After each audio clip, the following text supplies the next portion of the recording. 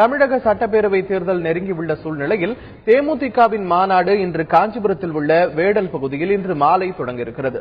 தேமுதிக தலைவர் விஜயகாந்த் தலைமையில் கூடும் இந்த மாநாட்டுக்கு திருப்புமுனை மாநாடு என பெயர் சூட்டப்பட்டுள்ளதால் தமிழக அரசியலில் முக்கியத்துவம் வாய்ந்ததாக இது கருதப்படுகிறது. மாநாட்டு திடலிலிருந்து நேரடி தகவல்களை தருகிறார் எமது செய்தியாளர் ராமச்சந்திரன். தேமுதிக மாநாடு எத்தனை மணிக்கு துவங்க இருக்கு? தற்போதைய சூழல் குறித்து சொல்லுங்க.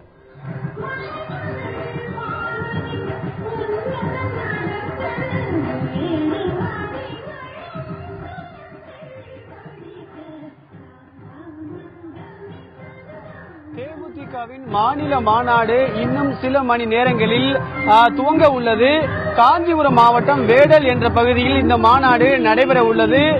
இந்த மாநாட்டிற்காக தமிழகத்தின் 32 மாவட்டங்களிலிருந்து தேமுதிகவின் தொண்டர்களும் முக்கிய நிர்வாகிகளும் வருகை தந்த வண்ணம் உள்ளனர். மாநாடு பிரம்மாண்டமான மேடை அமைக்கப்பட்டுள்ளது. அந்த மேடையில் தற்பொழுது மாநில மற்றும் மாவட்டத்தின் முக்கிய நிர்வாகிகள் வருகை தந்துள்ளனர். அது மட்டுமல்லாமல் தமிழ்நாட்டின் தென் மாவட்டங்கள் மற்றும் மேற்கு மாவட்டங்கள் வட மாவட்டங்களைச் சேர்ந்த ஏராளமானோர் தற்பொழுது மேடையின் முன்பாக அமைந்திருக்கக்கூடிய அந்த காட்சிகளை நேரடியாக பார்க்கலாம். தற்பொழுது ஒவ்வொரு பகுதியில் இருந்தும் வாகனங்கள் மூலமாக தற்பொழுது இங்கு மேடை அருகே அமைக்கப்பட்டிருக்கக்கூடிய இருக்கைக்கு வரக்கூடிய அந்த காட்சிகளை பார்க்கலாம். ஒரு புறத்தில் பெண்களும் மற்றொரு புறத்தில் ஆண்களும் அமர்ந்துள்ளார்கள். இந்த மேடையில் சரியாக 6 மணியிலிருந்து 6:30க்கு கட்சியின் முக்கிய நிர்வாகிகள் வருகை தர உள்ளனர்.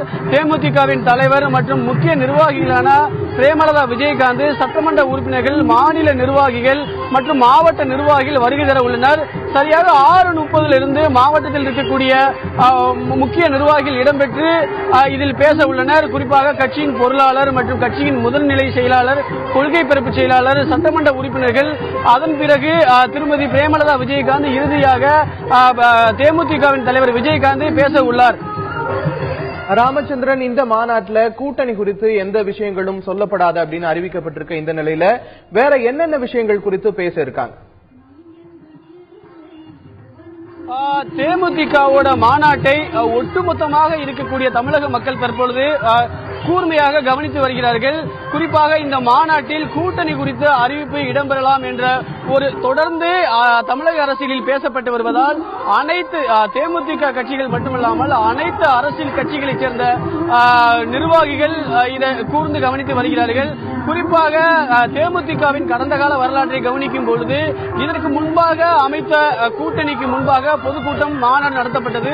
அப்பொழுது மாநாட்டின் போது அவர் எந்த விதமான கூட்டணி தொடர்பான அறிவிப்பை வெளியிடவில்லை. அதே நிலை தற்பொழுதும் இந்த கூட்டணி தொடர்பான நிலைப்பாடு வெளியிட மாட்டார் என்றும் இங்கு உள்ள தகவல் தெரிவிக்கின்றது. அது மட்டுமல்லாமல் எந்த கட்சிகளுக்கு எதிராக அவர் குற்றச்சாட்டுகளையும் விமர்சனங்களையும் முன்வைக்கிறார் என்பது குறித்து கூர்ந்து கவனிக்கப்படுகிறது. அவ்வாறு குற்றச்சாட்டுகள் எந்த கட்சியின் மீது வைக்கிறாரோ அந்த கட்சிகளுடன் கூட்டணி வைப்பதற்கு வாய்ப்பு குறைவே என்றே பார்க்கப்படுகிறது.